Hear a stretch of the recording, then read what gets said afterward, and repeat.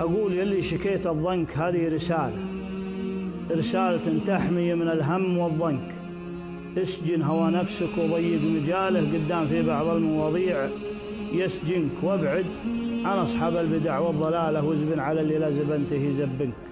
واحذر من أصحاب الردى والرذالة اللي مرافقهم يخلخل توازنك، وتلقى العوض فيهم رجال الشكالة اللي تحصلهم بضيقك على يمنك. أهل الوفاء والمرجلة والشكالة لاحتيتهم من بين وقفاتهم كنك. شيخ على المركى وصفه وعياله كلنا يقولوا ما روحنا نعاونك، ومثل المجم اللي قراح انزلاله، ومثل السلاح اللي يرد العداء عنك. ولا الردي لو كان زين مقاله في حاجته وده يبيعك ويرهنك، مثل الصنم لو مت وانتهى قباله لا باكي لاجلك ولا هو بدافنك. كم واحد جثه ومقاضه بحباله، يا الغالي اسوق الفلس ما ثمنك. والعز في طاعة عظيم الجلالة اللي خلقك من العدم ثم كونك. الحق على عمر سريعا زواله، طول الأمل ما ينفعك لو يطمنك، لو يفتدي الإنسان بالموت ماله. كل ملال الموت وفدايته بنك.